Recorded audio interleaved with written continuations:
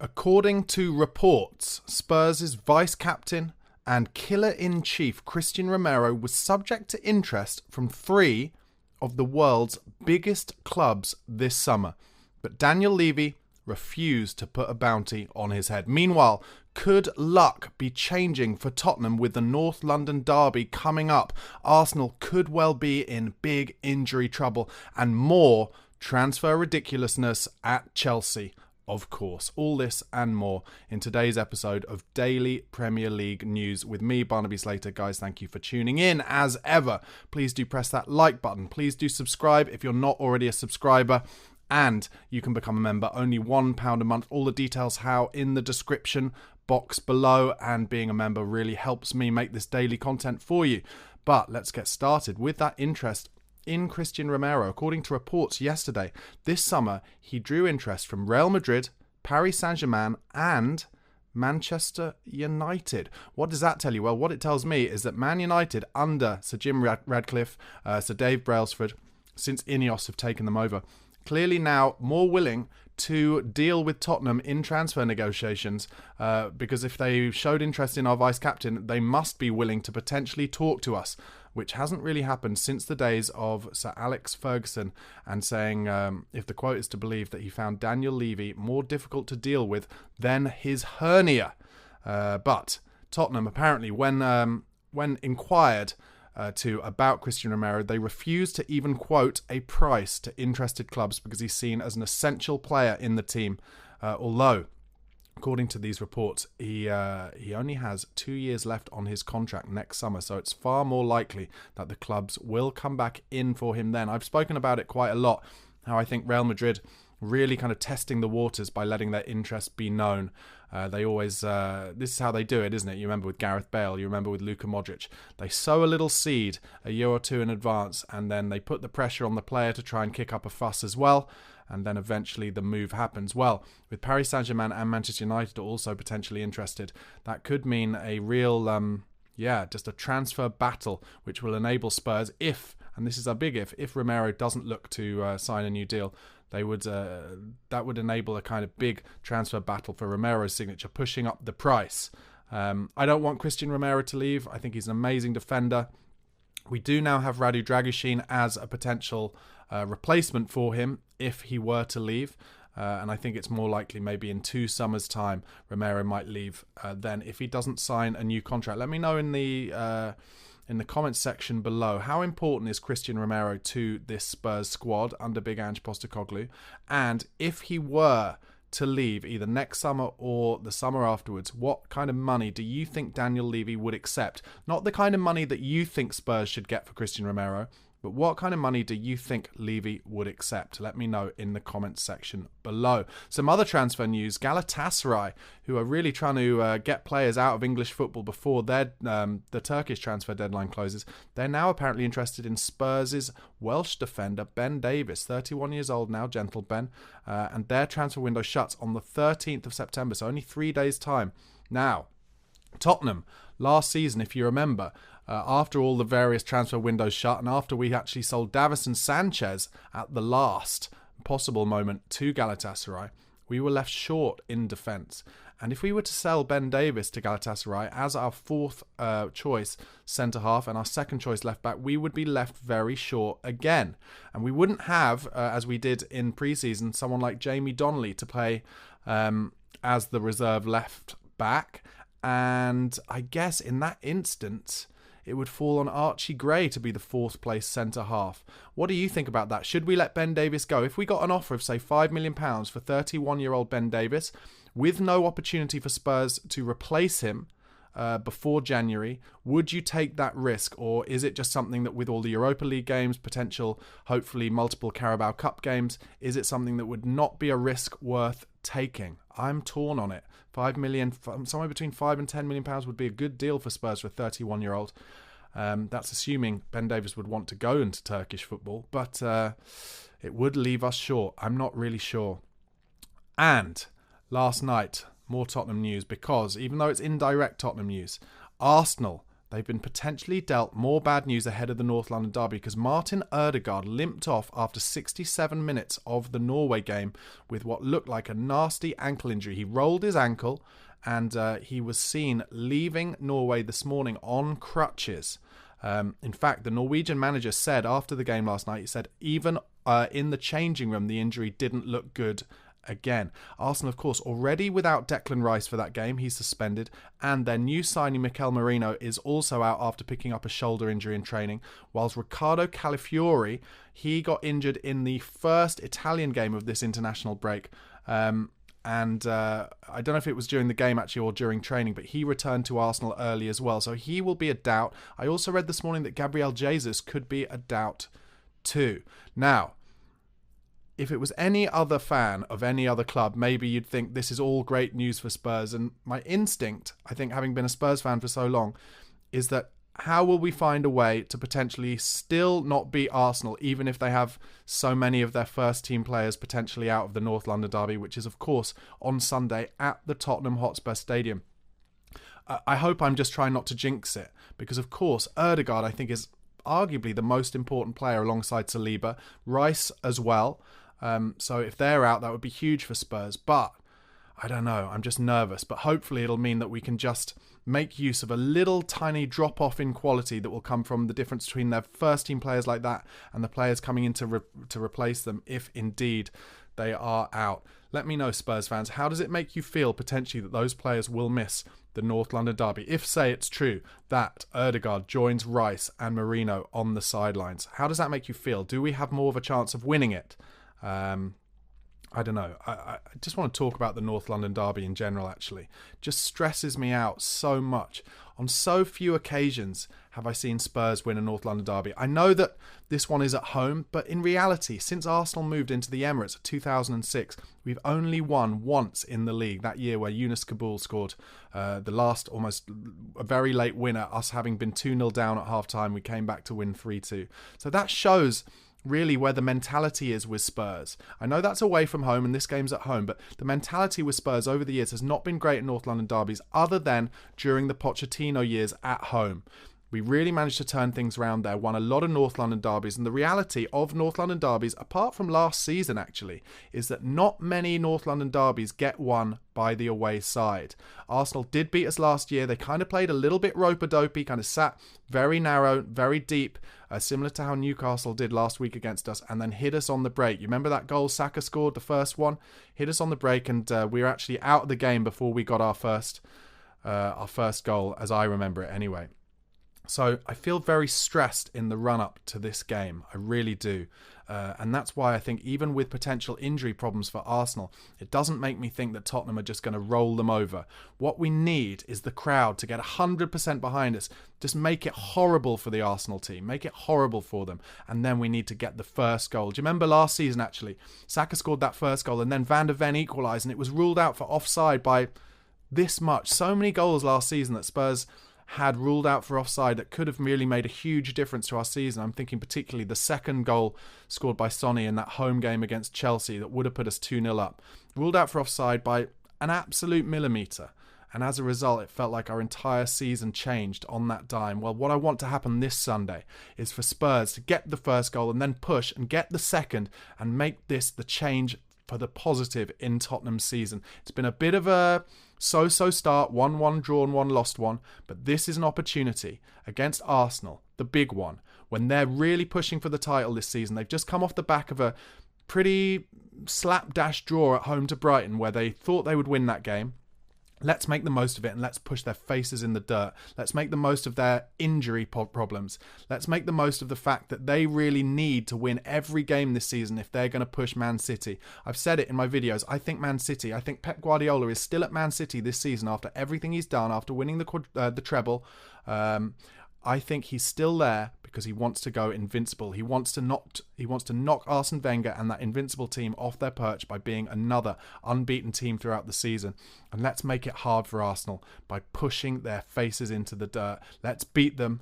Let's get ourselves started in this season and do that with a North London derby win. And although I'm nervous about it because I just feel like It's almost like slightly too good to be true that they could have their best players injured and we could take advantage of it. But let's just be brave, and let's hope that what Big Ange is trying to do is instill this positive mentality, and we can make the most of it in this North London derby to get Ange his first win against Arsenal. It would be huge. The crowd would be absolutely buzzing if we can get it. It would be a party atmosphere at the Tottenham Hotspur Stadium, and then we can go into this next run of difficult games, starting, of course, with the Coventry Carabao Cup game away. Let's go and win that as well and get on a run of games like we did in the first 10 games of last season, where we won 8 and drew 2. We've had a defeat now. We didn't deserve to lose that game against Newcastle, but this match against Arsenal, a possibility to really push into the season and start challenging those top 4 spaces. That's what I want to happen. And even though I'm kind of contradicting myself a little bit, because I'm afraid, my instinct of so many years of being a Spurs fan is that even though they've got injuries, they'll find a way to beat us. Instead, I'm going to choose to be Big Ange, and I'm going to choose to use positivity, and I'm going to say we're going to take advantage of that, and we're going to turn them over. Get 2 early goals and really make it a horrible day for them. Okay, before I get into the other Premier League news that's doing the rounds, guys, please, once again, if you're enjoying this content, press the like button. It really helps this video get seen by more people. Also, do subscribe. If you're not a subscriber already, please subscribe for daily Premier League content, always starting with my beloved Spurs. And you can listen to this on the podcast platforms too. Go to Spotify or Apple Podcasts or wherever you listen to your podcasts. Type in the Spurred On podcast and give it a follow or a subscribe. Really appreciate all your support. Okay, starting at Manchester United. Reports yesterday suggest that in the summer, they will be looking at, in January and the summer, they'll be looking to sign a defender, a midfielder and a winger. And that they're also monitoring Eberechi Eze, the 26-year-old England international Crystal Palace player who was top of Spurs' list this summer. Manchester United apparently might make a move for him next summer, and also, according to the Manchester Evening News, Liverpool could also move for Eberechi Eze if Mohamed Salah leaves next summer, when he is currently out of contract. There are talks going on between Liverpool and Mo Salah's people about a new contract, but Salah is now 32 years old, so I don't think Liverpool will be looking to sign him up to a really long-term contract, and he may well see this as the possibility to get his big move to Saudi Arabia, one last big money move. Meanwhile, also according to Manchester Evening News, Victor Lindelof will be released by Man United at the end of the season if he stays at the club beyond the January transfer window. I think they were potentially trying to get rid of Lindelof this summer. I mentioned over the last few days that United and Newcastle are apparently interested in signing Adrien Rabiot, who's on a free transfer after being released from Juventus. Well, apparently, according to Football Insider, the salary demands of Rabiot are too high for Man United to sign him. As we know, Jim Ratcliffe and Sir Dave Railsford, the Ineos guys, they are trying to make Man United look less of an easy target in the transfer window. So they are putting a very strict wage ceiling on incoming signings, and Rabiot is asking for more money than that will take. Over to Aston Villa, they apparently turned down 40 offers for their Colombian forward John Duran, the 20-year-old striker, during this summer transfer window. Duran, who is very much, absolute substitute genius, isn't he? Keeps coming off the bench for Villa and scoring goals. They don't start him because they know as soon as he comes on, he scores for them. Only 20 years old, as I mentioned, really good talent. And Villa have a lot of young talent coming through, don't they? Exciting time to be a Villa fan, I have to say. They've got the right manager in place with the right young talent and the right sporting director. It all seems to be a strategy that's coming together for them. And of course, they will be playing Champions League football this season. It'll be interesting to see how they do. Over to Chelsea. Sporting and Sweden forward Victor Gyökeres, who was also on Tottenham's list during the summer. He's unlikely to move in the transfer window in January because he's settled in Portugal. And that is despite interest apparently from Chelsea, always looking to sign any single player in Europe if he's deemed to be any good, but also Arsenal apparently interested in Gyökeres still too. Meanwhile, Chelsea forward David Fofana is in advanced talks to join AEK Athens in Greece over the next 48 hours. Greece, again, one of the transfer windows that's still open. Chelsea hope to offload their outcast forward before the window shuts on Wednesday. I mean, how many outcast forwards do Chelsea currently have? So many wingers and forwards, so many first-team squad members. It is completely laughable. It really is. Meanwhile, apparently, former Chelsea midfielder John Obi Mikel, he tried to convince Victor Osimhen, the Nigerian striker, to join Chelsea before his summer switch to Galatasaray. That was a surprise switch. I have to say, let me know, Spurs fans, Would you have rathered Spurs not gone in for Dominic Solanke and waited, and then presumably once none of the really big clubs came in for Osimhen, maybe we could have got Osimhen on a year's loan with a potential to buy him afterwards? Would you have preferred that move? Do you think Osimhen would have been someone who could have come to Spurs? Would Spurs have been willing to pay his salary, which I think Galatasaray are willing to pay? It's around 10 million euros a season. Is that something you think Spurs could have done? Have we made a mistake going for Solanke? I personally am hopeful that Solanke will start again against Arsenal in the North London derby on Sunday, and we'll see the best of him, because let's face it, he got injured very early on in his debut away at Leicester City, so we haven't seen much of him yet. Finally today, with Harry Kane about to win his 100th cap for England tonight at home against Finland, some quotes from an interview he did with The Guardian that, Harry Kane, one of my heroes. When I was growing up, Paul Gascoigne was my absolute hero. And then in the second coming of my love of supporting Spurs, by which I mean I love supporting them in the 80s and the early 90s. And then between that and Pochettino, or between that and certainly Harry Redknapp, maybe Martin Jol, Harry Redknapp, Pochettino, there wasn't much fun to be had. But certainly in the Pochettino days, Harry Kane became my favourite player. I was gutted to see him leave, but also because I love him so much, pleased that he went off to a big club where he hopes to win things. Obviously, he's already won the European Golden Boot, but he wants more. He wants trophies, and I think he will get it. And tonight, he will win his 100th cap for England, only the 10th player to do that, which is an incredible record. Well done, Harry Kane. And he's given some quotes. He said, "I feel physically and mentally at a peak in my career. Seeing Ronaldo score his 900th and 901st goals at 39 years old has inspired me." Kane has also talked about proving people wrong. He said, "Tom Brady, the NFL quarterback, is a prime example of proving people wrong. Even when he was 42 or 43, he was still having to prove people wrong and prove to himself that he was good enough. I think that until I stop playing, I will always have that attitude. Deep down, that motivates me to be better when I'm training, when I'm doing the finishing sessions on my own, stuff I probably might not have to do still, but want to do, because I want to prove that there's room for improvement." Listen, I just think all young footballers, the Tottenham Academy, for instance, they must look at Harry Kane's career and look at quotes like that from Harry Kane and think that is how you have to do it. There are players in that academy who are more naturally talented than Harry Kane, but you need to work the hardest. You need to be the best every day in training. You need to do extra drills. You need to do everything. And I think Spurs are lucky that we had a success story in Harry Kane in the last 10, 15 years that those other academy members can look up to. And I really hope that, for instance, Mikey Moore is taking all this kind of stuff on board, because he's undoubtedly an incredible maverick talent. But he also needs to put in the required work, because Kane wasn't ever seen as the player who would properly make it at Spurs or for England by any means. But he has really shown that if you put in the amount of effort, you can prove people wrong. And that's what he's talking about. He carries on to go and says, "As an England number 9, you come up against the best strikers in the country trying to take your place. You have to be able to set a high standard every time you're in camp, every time you train or play. I've been able to do that, and I'm proud of that, because it's not easy." He's talking about basically how to consistently play at a high level. He says to consistently play at a high level is really difficult, and that's why I have so much respect for Ronaldo and Messi. He says to be able to do it for 15 or 20 years is some mindset, some achievement. He also went on to talk about finishing. He says, "Even now, I'm still doing finishing sessions. You've got more data. You can see where goals are scored from, what position in the box. So you can start to have your moments in that aspect. I really enjoy being out there working on my finishing. It's kind of like my happy place. It's been that way for a long period of time. I feel like I sometimes watch young players coming through. You do a finishing session where the ball comes to you, you take a touch and finish, and it's not realistic. I try and do realistic training where it's game scenarios, bobbly ball, half a second to swivel and hit, crosses that have been whipped in at a fast tempo. Just trying to do everything at match tempo helps separate the good players and the top players." I mean, it sounds like common sense, doesn't it? But it's true.